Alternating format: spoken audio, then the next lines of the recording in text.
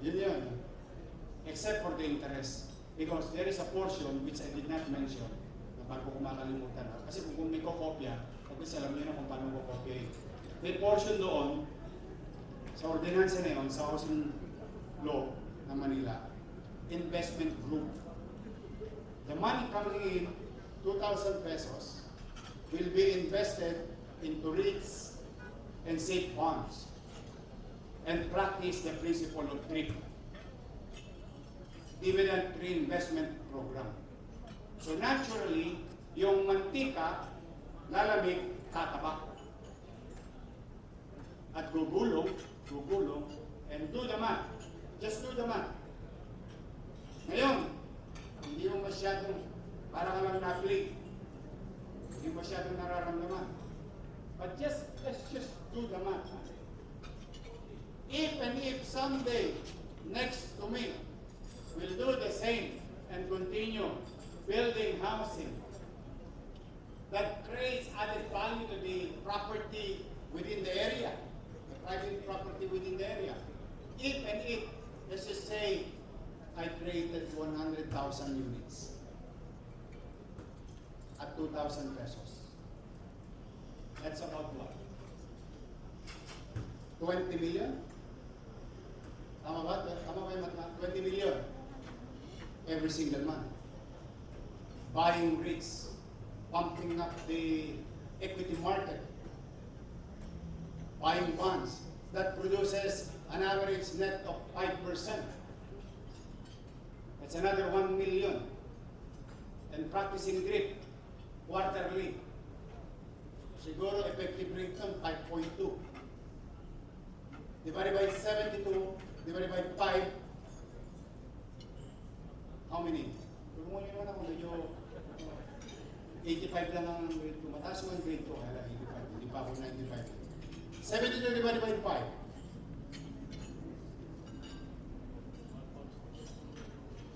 14 years. By 14 years, I doubled my money. At 20 million. Now, if we are talking of 2 billion here, if we are talking of 10 billion here, so next time around, wala nang kukunin na pera sa kaban ng bayan, nagkisa sa sarili niyang mantika. At makapagtatatag na ako, linggo-linggo ng pabahay. That's what you call fiscal engineering.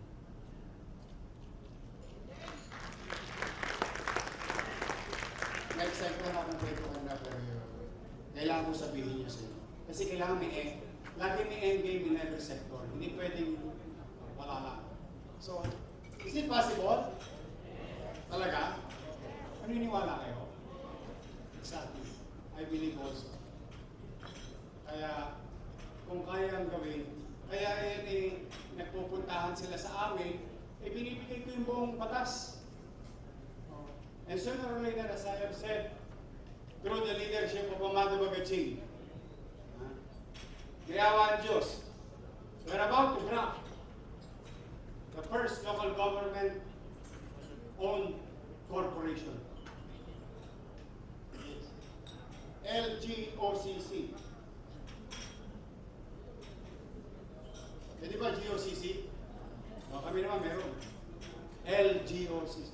Local Government-Owned Controlled Corporation. Why not? Because under 7160, we have corporate power to engage, and so on and so on. To enter into, and so on and so on. So, these are the new ways, effective ways, the way I look at it, and I may be wrong, but for the meantime, tama pa naman naman. Kasi may resulta naman. May awan Diyos. So, pasensya na kayo. Nakakain ba kayo? Pasensya na kayo, ginuto kayo. Alam mo talaga kami, pag nakahawak ng mikropono, hindi kami bumibitaw ng mikropono. But again, I hope nakapag-share ako sa inyo ng ibang idea. And I hope hindi kayo masyadong nabulunan kasi baka unique at mahirap i-absorb. But if you want to go further to discuss this matter, we're happy, Amado and I will be happy to partner with Creva.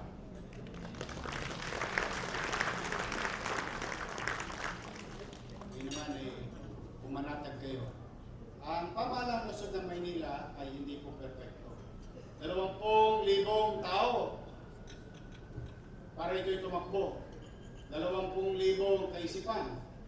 Iba't ibang damdamin, ugalit na kasanayan. But I assure you, in our own little way, kung meron man akong paiiwan sa inyo ngayon, kung manatag kayo, mag-iinam ako.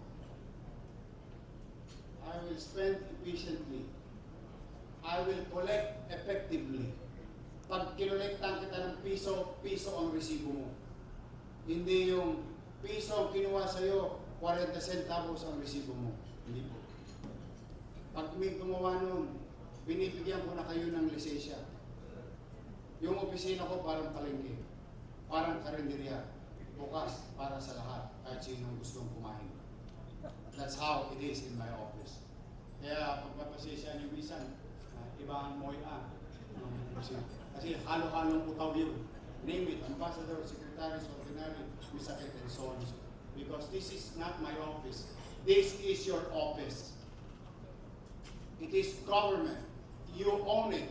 I just temporarily sit there to govern. Kaya pipilitin kong maging mainang, mag-efficiente sa lahat. Ang tanging sukli ko naman din sa inyong pamumuhunan sa Maynila, the least thing that I can do. Yes, Manila is old, but it has a lot of story and history, and there is a life in you. Sa puso ninyo, bahagi ng inyong karanasan ay Maynila. So there is a story for you of what you call Manila, may Manila, in every one of you here. Now, pipilitin ko ito'y manatiling kahit luma ay maging maliwalas at panatag ang pamumuhay. Magandang araw, maraming salamat sa oras ninyo at pagpalain nawa kayo ng pong magapal. Hangad ko ang tagumpay ng bawat isa sa inyo. Maraming salamat po. Manila, that first. Thank you. Thank you very much, Chair. Another big round of applause for the good mayor of the city of Manila. That's what we call a solid program. May we call on our national chairman, Jared Navarrete, national president, Conti Carino, with the board of directors and officers of Creva for a photo opportunity. Now, as they come in, I would like to read the contents of the resolution. We are going to present a resolution commending the Honorable Mayor Francisco Isko Moreno and the local government unit of the city of Manila for being a model for good governance and the most outstanding LGU in the providing homes for its constituency. We are going to present to him this plaque. And it reads, whereas the Chamber of Real Estate Builders and Associations, Inc. or CREBA, is the largest of real estate developers, builders, and allied professionals in the Philippines, committed to advancing sustainable housing, infrastructure, and inclusive urban development through ethical practices and strong partnerships with government and local communities. Whereas the City of Manila, under the leadership of Honorable Mayor Francisco Isko Moreno Lumagoso, has demonstrated strong political will, transparency, and decisive action in addressing the housing needs of its residents, particularly the underprivileged and the homeless sector of the community. Whereas, through innovative urban renewal programs and in-city housing initiatives, the city government of Manila has provided safe, decent, and affordable housing to thousands of families, ensuring that the beneficiaries are able to live with dignity within their communities and near their sources of livelihood. Whereas, these these housing initiatives, implemented with accountability, efficiency, and integrity, have established the City of Manila not only as the most outstanding LGU in providing homes for its constituency, but also a model for good governance among local government units.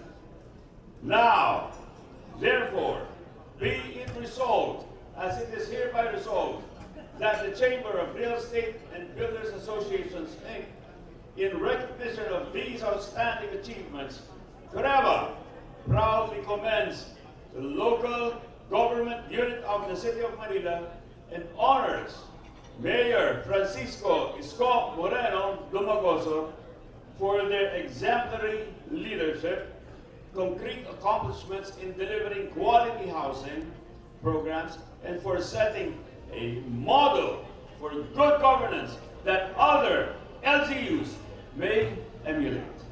Signed by the CREBA Board of Directors on this 26th day of February